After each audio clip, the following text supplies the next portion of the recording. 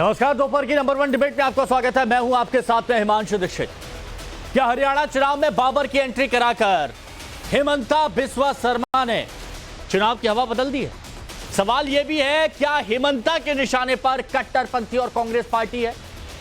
हरियाणा के सोनीपत में चुनावी सभा में हिमंता बिस्वा शर्मा ने एक बड़ा बयान दिया। हिमंता ने कहा कि देश में घूम रहे छोटे और बड़े बाबर को धक्का देकर बाहर निकालना है। इतना ही नहीं, हिमंता ने मदरसों को लेकर भी बहुत बड़ा बयान दिया और कहा कि आने वाले समय में वो असम में सारे मदरसों को बंद कर देंगे। हिमंता ने कहा कि देश को मुल्ले बनाने की जरूरत नहीं है, बल्कि देश के जवानों को डॉक्टर और इंजीनियर बनाना चाहिए। अब देखिए, यहां पर यह सवाल उठता है, क्या तुष्टीकरण की राजनीति पर चोट कर हिमंता बिस्वा शर्मा हिंदू वोटरों को एकजुट करने के मिशन पर लगे? आज इसी पर बात करेंगे, लेकिन उससे पहले एक रिपोर्ट आपके सामने। ये देश में भी जो छोटे मोटे अभी भी बाबर घूम रहा है, सबको धक्का दे दे के हमें ये देश से निकालना है कि अभी तो शेष बंद किया हूं, आगे जाके सबको बंद कर देने का इरादा है। जैसे ही चुनावी मौसम आता है, हिमंता असम से हजारों किलोमीटर दूर चुनाव मैदान में उतरते हैं और विरोधियों पर तीखा हमला बोलते हैं। हिमंता बिस्वा शर्मा के निशाने पर एक बार फिर से कांग्रेस है। हरियाणा में चुनावी रैली के दौरान कांग्रेस के साथ साथ हिमंता कट्टरपंथियों पर भी करारा प्रहार कर रहे हैं।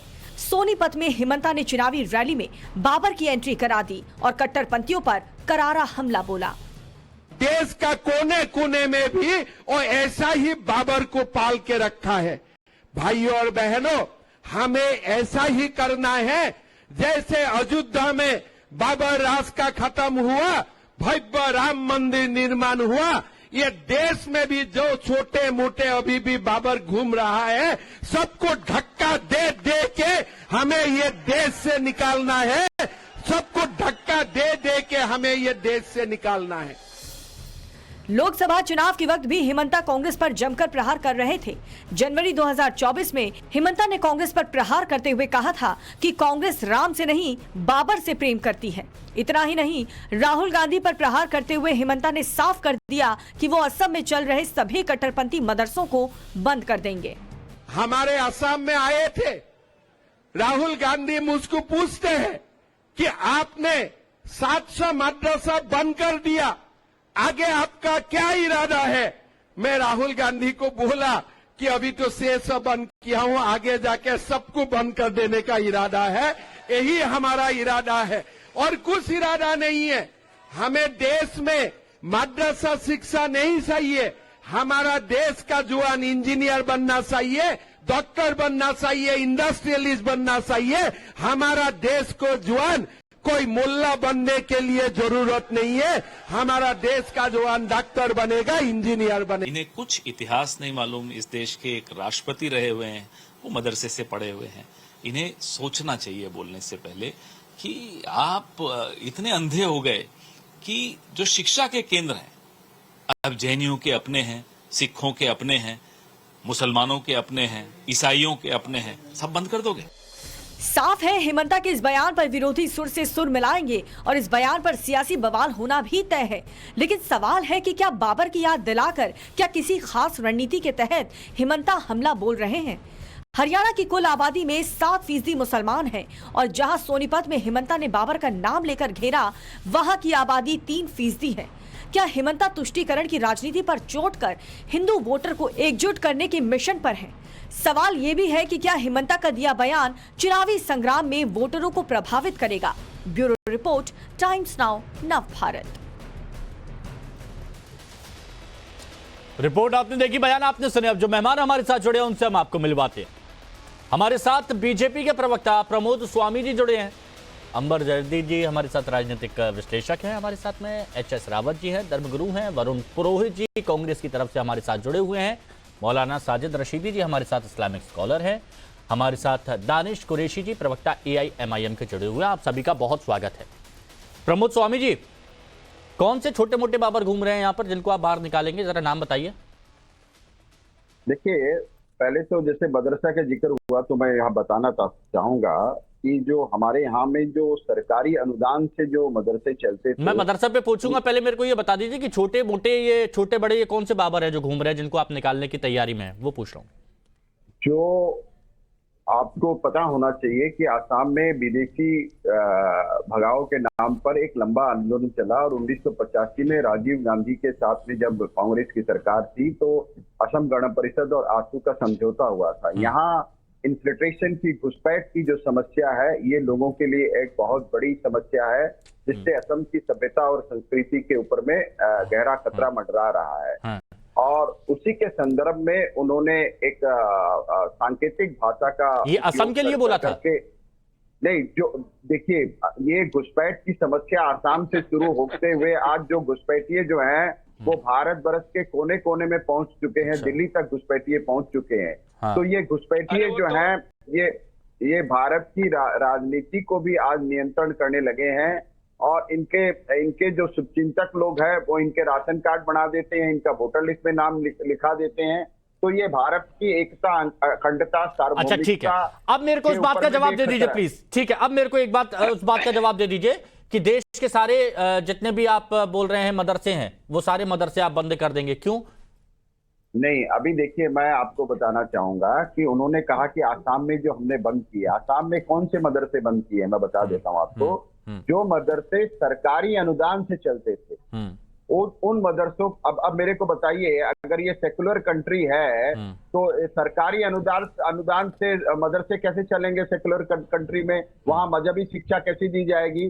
तो उनको हम सेवा के मंडल में लाए, secondary education board of Assam, उनको कन्वर्ट कर दिया है सेवा के अंदर में। और अब मैं मेरी बात कंप्लीट कर दूं, आप जवाब दीजिएगा।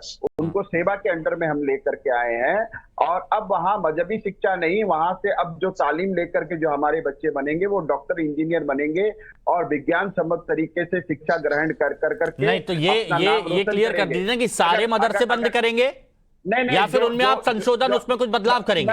मैं बता रहा हूं आपको, जो सरकारी अनुदान से चल रहे हैं उनके ऊपर में ये नियंत्रण है, बाकी प्राइवेट जो मदरसे हैं वो अपने चलेंगे, उनके ऊपर में कोई ये नहीं है। अरे तो एक जिम्मेदार मुख्यमंत्री होने के नाते अगर कोई ये कहे कि हम सारे मदरसे बंद कर देंगे आने वाले वक्त में, हमें मुल्ले नहीं चाहिए, मौलाना नहीं चाहिए, तो मौलाना साजिद रशीदी पर यह सवाल खड़ा होगा कि क्यों नहीं चाहिए भैया?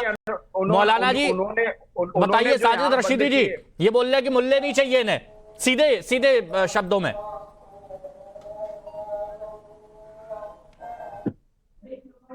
मौलाना रशीदी। अनुराग देखो जी, हिमांशु एक मिसाल मशहूर है। मेरी आवाज आ रही है आपको? मेरी आवाज आ रही है? सुन रहा हूं आपको। हाँ, देखिए, एक मिसाल है गांव देहात की कि कौवे के कोसने से ढोर नहीं मरा करते। इस तरह की गैर संवैधानिक भाषा जिस तरह से ये बोल रहे हैं, इन पर तो कार्रवाई होनी चाहिए, कोर्ट को संज्ञान लेना चाहिए। गैर संवैधानिक भाषा है। संवैधानिक पद पर बैठकर एक आदमी इस तरह की भाषा का इस्तेमाल कर रहा है। आप कौन होते हैं भाई? कौन क्या बनेगा? इंजीनियर बनेगा, डॉक्टर बनेगा या मौलाना बनेगा? आप कौन होते हैं इस बात को तय करने वाले? Who are you? आप सीएम हैं, आप सीएम के पद मर्यादा को जो है दूषित कर रहे हैं। सीएम की जो मर्यादा है उसको कहीं ना कहीं डाउन करने की कोशिश कर रहे हैं। सीएम की भाषा नहीं हो सकती, ये तो गुंडे गवार की भाषा होती है, एक जाहिल आदमी की भाषा हो सकती है, ये सीएम की भाषा नहीं हो सकती। इसलिए मेरा मानना यह है कि ऐसे आदमी को सीएम पद पर नहीं होना चाहिए, इनको तो हटा देना चाहिए सीएम पद से जो इस तरह की भाषा का इस्तेमाल करें। तीसरी बात यह है, नहीं, ये जो अभी कह रहे थे कि भाई जो बनेगा, सुनिए ना, बनेगा की जगह थोड़ा सा इसमें फर्क है। रशीदी जी, उन्होंने ये कहा कि देश को मुल्ले नहीं चाहिए, जवान, इंजीनियर, डॉक्टर चाहिए, ये कहा था।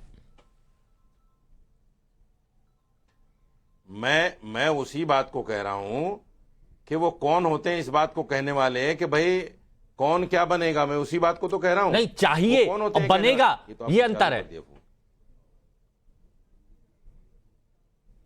फिर वही बात कह रहे हैं आप, मेरी बात को तो समझिए ना। मैं ये कह रहा हूं, उनको क्यों चाहिए? वो कौन होते हैं चाहने वाले भाई? माँ बाप ये तय करेंगे मेरा बच्चा क्या बनेगा, डॉक्टर बनेगा, इंजीनियर बनेगा, मौलाना बनेगा वो तय करेंगे ना। माँ बाप तय करेंगे सीएम तो तय उनको करेगा। सरकारी अनुदान से उनको शिक्षा क्यों दी जाएगी? पॉइंट माँ है। बाप तय करेंगे तो सरकारी अनुदान से मत शिक्षा क्यों दी दीजिए जाएगी? सरकारी अनुदान, कौन कह रहा है? अरे भाई ये सरकारी अनुदान अपने पास रखिए, हम कहाँ मांग रहे हैं सरकारी अनुदान आपसे? 1281 मदरसे जो सरकारी अनुदान से चलते थे उनको अरे अब सुनो हम यार, हम आपके राज्य बीच में शिक्षा नहीं बोर्ड बोले। के तहत नहीं, हमने पॉइंट है, कहा- पॉइंट है, सुनिए ना, ये पॉइंट है, सही पॉइंट है।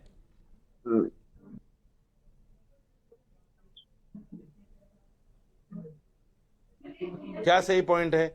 ये कभी सही पॉइंट बोले? नहीं नहीं, जब इन्होंने कहा ना कि सरकारी अनुदान वाली बात, सरकारी अनुदान तो चाहिए ना, ये पूछ रहे हैं। वो मदरसे हैं ही नहीं। अच्छा सुनिए जो मदरसे अनुदान से चल रहे हैं वो मदरसे नहीं, उनका नाम मदरसे है। उनके अंदर तो सारी जो शिक्षा होती है वो स्कूली निसाब की होती है। उसमें कुरान थोड़ा ही पढ़ाया जाता है, अच्छा, उसमें हदीस थोड़ा ही पढ़ाई जाती है, उसमें फिक़ह थोड़ा ही पढ़ाया जाता है। उसमें तो ज्योग्राफिया, साइंस, इंग्लिश, हिंदी लैंग्वेज और ये सब कुछ, मैथ वगैरह सब कुछ ये पढ़ाया जाता है। तो ये सही नहीं है, जरूरी नहीं है ये। स्कूल क्यों नहीं करते आप? सबसे पहला काम तो ये कीजिए। तो ये जरूरी नहीं है, नाम पे जो मदरसों को बदनाम कर रहे हो आप, ये जरूरी नहीं है कि साइंस, ज्योग्राफी ये सब पढ़ें। बिल्कुल जरूरी है, बिल्कुल। मैं कब कह रहा हूं जरूरी नहीं है, लेकिन उनका नाम क्योंकि हमने देखा है कि कुछ मौलाना ऐसा भी ज्ञान देते हैं कि ये दुनिया चपटी है, दुनिया गोल नहीं है। सुनिए, और ये ऐसा भी ज्ञान देते हुए हमने देखा है और वो काफी वायरल भी हुआ है। तो इसीलिए बाकी की शिक्षा भी बहुत जरूरी है। अब इस पर मैंने आप दोनों की बात सुनी। अंबर जदी, क्या इस तरह के बयान देने चाहिए? और अगर इस तरह के बयान दिए गए हैं तो क्या इसे तुष्टिकरण की नजर से नहीं देखें हम? देखिए हिमांशु, अगर हम हेमंत बिस्वा शर्मा के बयान को देखें तो मुझे लगता है कि बहुत महत्वपूर्ण है। अगर हम सिर्फ असम की नहीं बल्कि उत्तर प्रदेश सरकार ने भी जो मॉडर्नाइजेशन ऑफ मदरसा है उसका कदम उठाया, और जो सर्वे हुआ था वो सब हमारे सामने है, जिसमें सामने आया था कि उत्तर प्रदेश में 25,000 मदरसे हैं, जिसमें से 16,500 मदरसे वो थे जो रिकॉग्नाइज है। और उसमें एसआईटी ने उसके बाद जो सर्वे हुआ उसके बाद ये रेकमेंड किया कि 8,500 जो मदरसे हैं उनको बंद कर देना चाहिए, क्योंकि वो अपनी सोर्स ऑफ फंडिंग को एस्टेब्लिश नहीं कर पाए, नहीं क्लियर कर पाए कि उनके पास कहां से फंड आ रहा है। सवाल एक ये है, ये सब तो हो गया जो भी ये सारी एसआईटी की जांच में आया। अब हम बात करते हैं कि आखिर जो रशीदी साहब ने सवाल उठाया कि हेमंत बिस्वा शर्मा कौन होते हैं बोलने वाले कि देश को क्या चाहिए क्या नहीं चाहिए। हम ये कहते हैं कि बच्चे हमारा भविष्य होते हैं, भविष्य होते हैं इसलिए हम कहते हैं क्योंकि आज हमारे बच्चे हैं, कल जाकर वो डॉक्टर, इंजीनियर, प्राइम मिनिस्टर और हमारे देश को चलाएंगे। वो हमारी देश की धरोहर है और हम ह्यूमन कैपिटल आज भारत प्रोड्यूस करता है, पूरे देश को पूरी दुनिया को दे रहा है। ये भारत का नाम है कि आज हम बड़े बड़े पूरी दुनिया को दे रहे हैं। आप इनको सब चुप कर लीजिए, यहाँ पे कॉमेडी शो सर्कस नहीं चल रहा है। पूछ लेंगे क्यों हंसी आई। संवैधानिक अधिकार की बात करते हैं, हर एक बच्चे का संवैधानिक अधिकार। पूछ लेंगे क्यों हंसी आई। जवाब दूंगा। आपने स्टार्टिंग में रिपोर्ट में दिखाया है कि हमारे वो राष्ट्रपति मदरसे से पढ़कर निकले, वो ये मदरसे नहीं होते थे जहाँ पर कुरान, हदीस और रिलीजियस एजुकेशन या फिर कट्टरपंथ पढ़ाया जाता था। मदरसों में अलगाववाद पढ़ाया जाता है, सामाजिक समावेशिता बच्चों में नहीं होती है, क्वालिटी एजुकेशन नहीं होती है। तो जब सरकार या एक स्टेट गवर्नमेंट के पास नागरिकों का यह अधिकार होता है, जिम्मेदारी होती है कि वो सुनिश्चित करें कि बच्चों के अधिकार सुनिश्चित हो रहे हैं, उनको वो गुणवत्ता शिक्षा की मिल पा रही है नहीं मिल पा रही है। तो आप उस पे बात नहीं अच्छा, जो अंबर जैदी ने बोला है उसी बात को थोड़ा सा आगे बढ़ाते हुए, क्योंकि साजिद रशीदी साहब ने भी इस बात का जिक्र कर दिया कि अगर वहां पर बाकी की जानकारी दी जा रही है, साइंस, ज्योग्राफी, अगर ये सब पढ़ाया जा रहा है तो फिर वो मदरसे नहीं हुए, ये उन्होंने कह दिया है। पूछ लीजिए मदरसा क्या होता है, मदरसे का मतलब क्या होता है फिर? नहीं, उन्होंने बताया ना कि जिसमें सिर्फ कुरान से जुड़ा हुआ और इस तरह की जान लीजिए फिर कुरैशी जी आ रहा हूं। नहीं मैं बताता हूं, इस्लामिक कंट्री दानिश जी आ रहा हूं, बाकी हदीस के साथ हिमांशु दीक्षित सिस्टम चलता है जहां पर सिर्फ एक रिलीजियस एजुकेशन दी जाती है। आप ईरान में चले जाइए, आप कहीं पे भी इस्लामिक कंट्री में चले जाइए, वहां पर ठीक है। हाँ बताइए रशीदी साहब। देखिए, जिन लोगों को जानकारी नहीं है वो भी इस फील्ड में कूद जाते हैं, जिनको यही पता नहीं मदरसा क्या है। आपको तो बेसिक जानकारी मदरसा नहीं है उसको कि सीएम कहते का हैं पद जिसमें क्या होता है, कुरान उसकी पढ़ाया जाए, जिम्मेदारी क्या हदीस होती पढ़ाई है। जाए, आप यहाँ पर बैठ के कहते हैं जिसमें कि सिर्फ हेमंत मजहबी बिस्वा शर्मा तालीम कौन दी जाए होते उसको हैं? मदरसा आप कौन कहते होते हैं। जब इनको आप पता ही कौन नहीं होते हैं है। बोलने वाले, वो सरकारी पद पे उनकी जिम्मेदारी अरे है कि भाई, अपने राज्य मैं के बीच बच्चों में तो के नहीं बोला विकास आपके। को सुनिश्चित करे कि उनको मैं आपके गुणवत्ता बीच में शिक्षा तो नहीं की बोला। नहीं मिल रही है। उनके ये प्रदेश कौन सा में तरीका है कट्टरपंथ आप लोगों फैल का रहा है, डिबेट तो करने उसको का? रोकेंगे नहीं रोकेंगे। आपने मदरसे खोले हजारों आपको उल्टा लाखों, सीधा बोलना है और टाइम पे सही बोलना नहीं आता। जब दूसरा बोलता है तो बीच में बोलते हो। फंडिंग आ रही है, चलिए सरकार को छोड़ दीजिए। मदरसों को फंडिंग की बात कह रही हैं। अच्छा ठीक है, अंबर जदी, जब आपको यही पता नहीं मदरसा किसे कहते हैं तो क्यों बीच में डिबेट में बैठते हो भाई? मत बैठा करो डिबेट में। अच्छा एक मिनट सुनिए ना, अंबर पहले अंबर जानकारी अंबर करके आओ, मदरसा अंबर किसको अंबर कहते हैं? आपने पूछा मदरसा क्या है, पहले बहुत जानकारी शॉर्ट करके में आओ, मदरसा किसको कहते रशीदी हैं? जी से पूछ लेते हैं, बाकी के तीन मेहमान भी है मेरे पास। मदरसा अंबर किसको रुकिए, कहते हैं तो क्यों बैठते हो डिबेट अंबर में? रुकिए एक मिनट, अंबर रुकिए, टीवी पे आने का शौक है? अंबर रुकिए, बताइए क्या है मदरसा, इलावजी टीवी पे आने बताइए का क्या शौक है है मदरसा रशीदी साहब, फिर बाकी के तीन मेहमान तुरंत। हाँ मैं बता रहा हूं क्या है मदरसा, मैं बता रहा हूं, इनको कहिए चुप रहे। बोलिए। हाँ देखिए, मदरसा उसको कहते हैं जिसमें कुरान पढ़ाया जाए, जिसमें हदीस पढ़ाई जाए, जिसमें सिर्फ और सिर्फ मजहब इस्लाम पढ़ाया जाए। हाँ और वो मदरसे, उन मदरसों में सिर्फ 4% मुसलमानों के बच्चे जाते हैं, सिर्फ 4%। और वो हमारी जरूरत है। वो हमारी जरूरत इसलिए है क्योंकि हमें मस्जिद में इमाम चाहिए, कुरान ठीक है। पढ़ाने के लिए हाफिज चाहिए, हदीस अच्छा। पढ़ाने के लिए मौलवी चाहिए, जो हमें अच्छा ये fundamental पॉइंट right था, मिला ये है। पॉइंट था, ये बहुत ठीक संविधान ने है, हमें ठीक है। अधिकार दिया है। दानिश कुरैशी जी बताइए, दानिश कुरैशी जी मुख्यमंत्री के बयान पर क्या कहेंगे? अब बोलिए। नहीं रशीदी जी आपकी बात सुनिए, अच्छी बात बोली आपने कि मस्जिदों में कुरान पढ़ाने के लिए, हदीस पढ़ाने के लिए उन्हें चाहिए और इसीलिए मदरसा जरूरी है। दानिश कुरैशी जी देखिए, सबसे पहले तो हेमंता बिस्वा शर्मा ने जो कहा है, उन्होंने जो कहा है घुसपैठिए की बात। मैं आपको एक बात बता दूं कि इस देश की राजनीति में सबसे बड़ा अगर कोई घुसपैठिया है तो वो हेमंता बिस्वा शर्मा है, जो पहले कांग्रेस में था और वहां से निकल के भाजपा में गया। वहां जाके उन्होंने घुसपैठ बनाई है। अब कल के दिन में अगर असम की परिस्थिति में कोई और सीएम आ जाएगा तो ये वहां भी जाके घुसपैठ कर लेगा। पहले ये कांग्रेस में था तो सेक्युलर था और अब वहां चला गया तो वो ये भाषा बोलता है।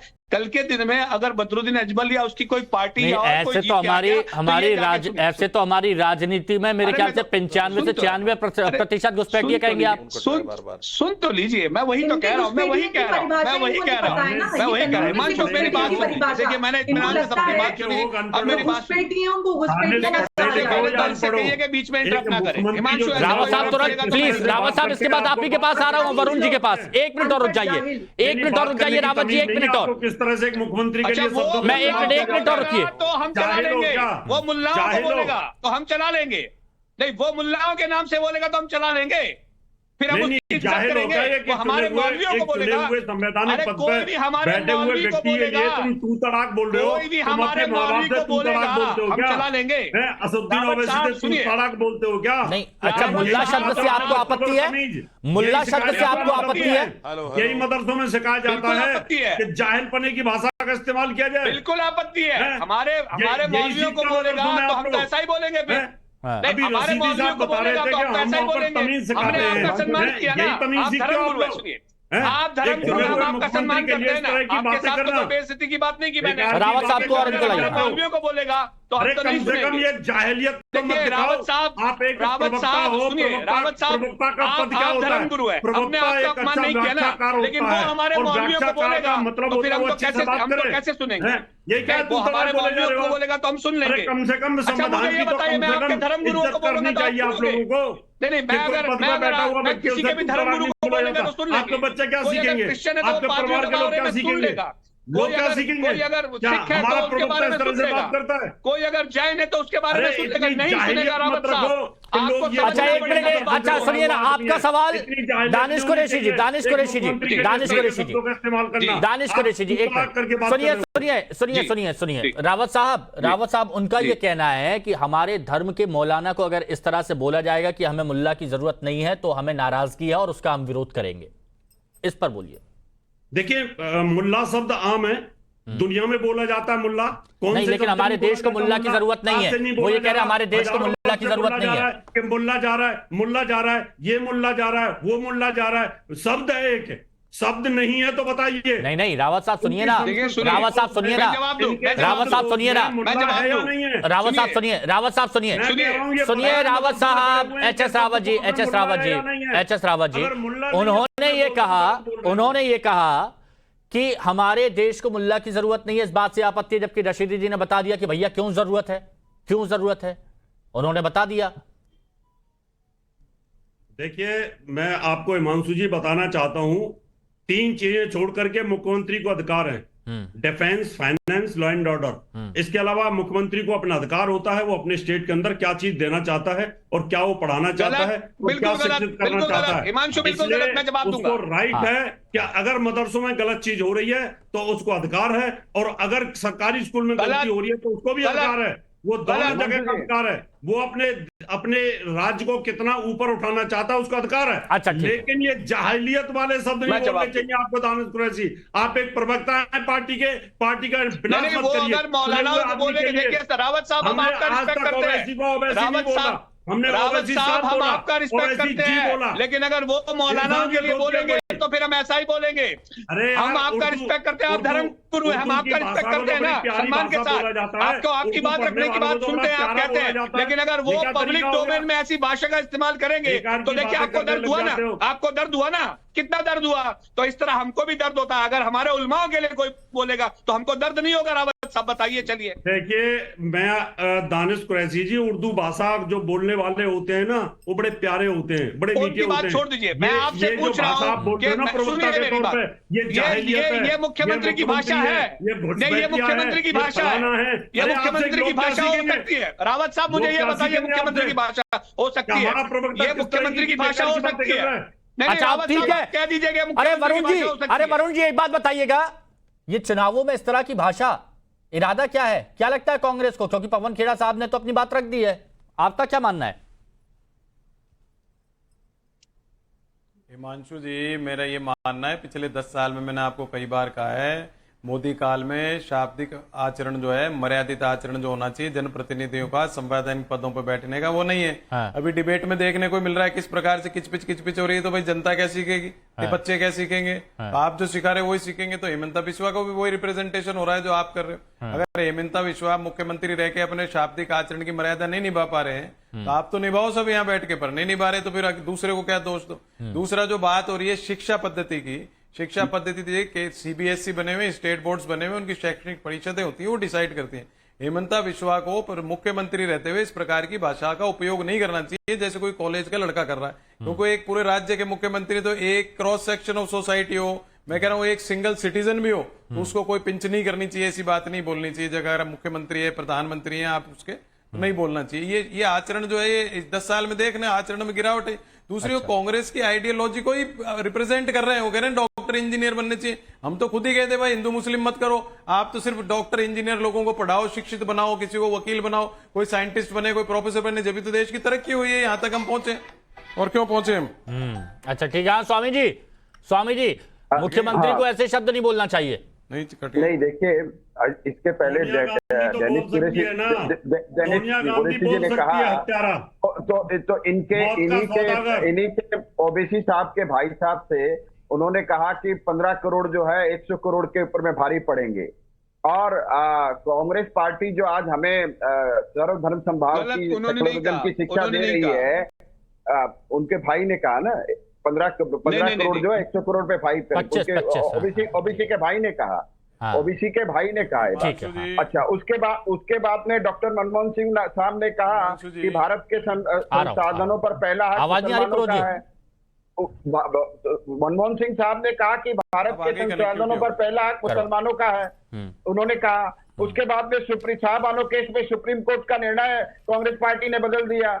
तो आप किस हद से? अच्छा, तो स्वामी जी बताइए ना, स्वामी जी, तो इन सब का मिला जुलाकर जो पे कर रहे हैं वो यहाँ पर हिमंता बिस्वा शर्मा कर रहे हैं कि उन्होंने सबने बोला तो इधर अकेला मैं ही काफी हूं। नहीं, मैं बता रहा हूं, मैं कुछ फैक्ट्स आपके सामने रख रहा हूं। अगर मेरी बात को तर्कों के साथ कोई काटे तो मुझे खुशी होगी। ठीक है, लेकिन मेरे को बस ये बता दीजिए, अगर आप कहीं चुनावों में जा रहे हैं, सुनिए ना, हरियाणा की बात है, अगर आप कहीं चुनावों में जा रहे हैं तो चुनावों में क्या आप बताएंगे कि हमने यहाँ पर इतना विकास किया, हमने यहाँ पर ये किया, हमने यहाँ पर वो किया, ये बताएंगे ना आप? लेकिन अब वहां पर अगर आप ये बोल देंगे कि हमारा इरादा क्या है, हमारा इरादा कुछ और नहीं है, हमारा इरादा ये है कि आगे जाकर सारे ऐसे मदरसे बंद कर देंगे, हमारा इरादा ये है कि हमें मुल्ला नहीं चाहिए, तो ये तो तुष्टिकरण हुआ कि नहीं हुआ? देखिए हिमांशु, आप भी ऐसे शब्दों का प्रयोग ना करें। हिमांशु जी, मेरी रिक्वेस्ट है आपसे, आप ऐसे शब्दों का प्रयोग ना करें। हमारी सुनिए मेरी बात, मैंने ये नहीं कहा कि इस देश को मुल्ला नहीं चाहिए, उन्होंने कहा मुल्ला पंडा भी होता है, अरे इलाहाबाद में पंडा होता है, मुल्ला होता है, मौलाना होते हैं, क्या दिक्कत है? नहीं, आप हम बैठे हैं और मैं ये मेरे शब्द नहीं है, ये मेरे शब्द नहीं है। अगर यहाँ पर आपको गलत मिर्ची लग रही है तो ये बात आपके ऊपर है, मैं फिर बोल रहा हूँ ये मेरे शब्द नहीं है। मैं आपको इसीलिए कह रहा हूँ कि स्वामी जी बोलिए, स्वामी जी बोलिए। अरे बोलते इलाहाबाद के पंडित मुल्ला मौलवी ये बोलते हैं कि नहीं बोलते आम भाषा में? आप बताइए दानिश कुरैशी, मुल्ला मौलवी बोलते हैं कि नहीं बोलते? मुल्ला मौलवी नहीं बोलते, सुना है आपको? नहीं बोलते। हिंदू धर्म गुरु के लिए बोलता सुना है आपने? नहीं सुनोगे? अरे क्यों नहीं बोलते पंडित भैया? मैं तो नहीं बोलता। अंबर जैदी, क्या दिक्कत है इसमें? आप भी मुसलमान है, आप भी मुसलमान है, बताइए। देखिए, ये मौलाना और ये हाफिज जी और ये सारे तो आजकल होने लगे, मतलब हमेशा से पुराने जमाने में यही मुल्ला यही इस्तेमाल होता था, लेकिन आज ये बड़े सोफिस्टिकेटेड बन रहे हैं। और इसमें कोई मुल्ला में कौन सा गलत शब्द होता है? बताइए, मुल्ला का मतलब कोई नेगेटिव होता है? आप खुद इसको नेगेटिव मान रहे हैं, जैसे कि भी मानसून तो बोला कि मैंने भी तो वही कहा है भाई, मैंने क्या गलत कहा है? मैंने भी तो सीएम के लिए बोला है, सीएम पद पे बैठा हुआ व्यक्ति। अपमानजनक शब्द है तो इसलिए आपको अपमान लग रहा है, लेकिन आप एक मुख्यमंत्री के लिए किसी भी तरह के शब्दों का इस्तेमाल करेंगे और मैं निकल जाएंगे। फिर बोल रहा हूँ, आपको आपत्ति इस बात से जतानी चाहिए कि उन्होंने कहा कि हमारे देश को जरूरत नहीं है इनकी। आप इससे आपत्ति जताइए, ठीक है, मेरे को समझ में आता है ना। आप ये बोलिए कि वो मदरसा बंद करने के लिए बोल रहे हैं, इस बात से आप आपत्ति जताइए, मुझे समझ में आता है, मैं आपकी बात को उठाता हूं। लेकिन जब आप शब्द को लेकर ऐसी बहस छेड़े, हाँ स्वामी जी बात कंप्लीट करें प्लीज, स्वामी बात कंप्लीट करें। आ रहा हूं मैं, इसके बाद जवाब आ रहा है, बिल्कुल जवाब ले रहा हूं। स्वामी बोलिए, बात कंप्लीट करिए। आसाम के कछार जिले में अबुल हुसैन और दिलबर हुसैन नाम के दो मुल्लाओं की गिरफ्तारी हुई है, और उनकी जो गिरफ्तारी हुई है वो साइन नाम के एक जो छात्र हैं जो मदरसे में पढ़ते थे, उन्होंने कहा कि ये जो मौलवी जो है हमें जिहादी शिक्षा देते थे। ये साइन नाम के छात्र की शिकायत के ऊपर में इन दो मुल्लाओं की गिरफ्तारी हुई। तो आप असम से बाहर किसी भी राज्य में जाएंगे, आप असम से बाहर किसी भी राज्य में जाएंगे वो मुद्दा उठाएंगे, आप हरियाणा में वो मुद्दा उठाएंगे, आप गुजरात में वो मुद्दा उठाएंगे। हिमांशु में जवाब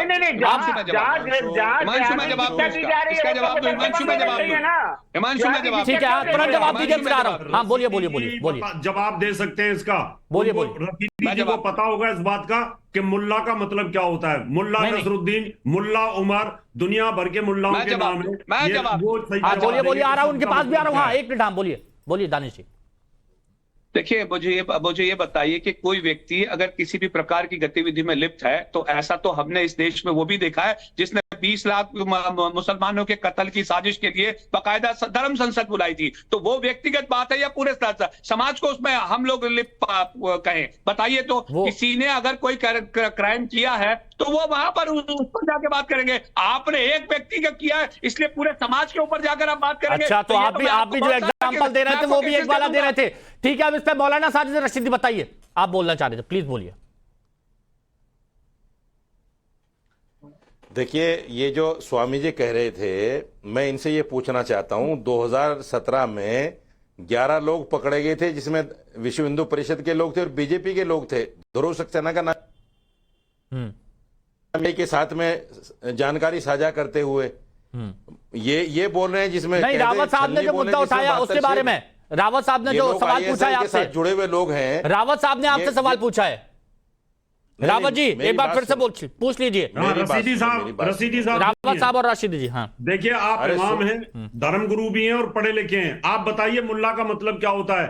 वो दानिश साहब कह रहे हैं कि मुल्ला बोलते हैं। आप तो विद्वान आदमी, बताइए मुल्ला नसरुद्दीन, मुल्ला उमर, ये क्यों मुल्ला लगाते हैं? क्या ये जाहिल हैं? देखो, मेरी बात सुनो। एक तो आप माँ को माँ कहो तो वो गले से लगाएगी आपको। अगर आप उसको कहोगे बाप की बीवी, बात तो एक ही हुई ना, लेकिन अंदाज बदल गया कहने का, तो क्या करेगी? गले लगाएगी आपको, वो चप्पल उठा के मारेगी। ये कहने का अंदाज है। जाहिल लोग बोलते हैं, उनके बोलने का अंदाज देखो आप रावत साहब जवाब मिला आपको? आप उनके बोलने का अंदाज तो देखो। ये कोई तरीका थोड़ा ही, ये संसदीय भाषा नहीं है।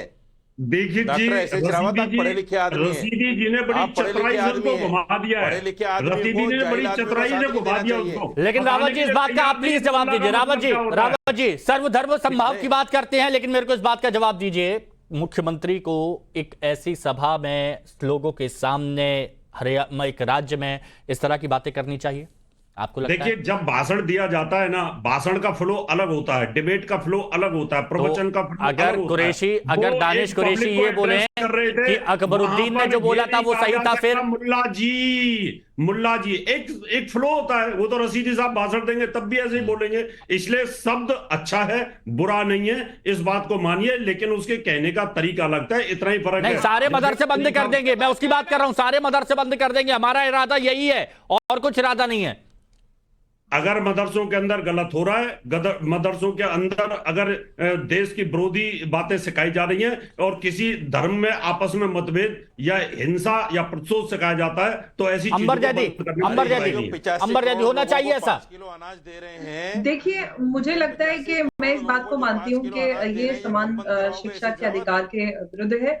हमारे सभी बच्चों को समान शिक्षा का अधिकार है और सबको वो शिक्षा मिलनी चाहिए जो उनका अधिकार है। वरुण पुरोहित जी, जो एक्सेस टू क्वालिटी एजुकेशन वो हर बच्चे को होना चाहिए, जो नहीं हो रहा है। वरुण पुरोहित जी, इलेक्शन में इस तरह के बयान होने चाहिए। अरे भाई, में धार्मिक शिक्षा है। वरुण जी, वरुण पुरोहित जी, कतई नहीं होने चाहिए। इलेक्शन कमीशन ऑफ इंडिया है, इलेक्शन कमीशन ऑफ इंडिया है, उसको संज्ञान में लेना चाहिए। चुनाव के दौरान किसी के भी अमर्यादित भाषण होता है, शब्द होते हैं, तो उस पर संज्ञान बिल्कुल, और ये बात सभी को ध्यान में रखनी चाहिए। चलिए, बहुत बहुत शुक्रिया आप सभी का हमारे साथ जुड़ने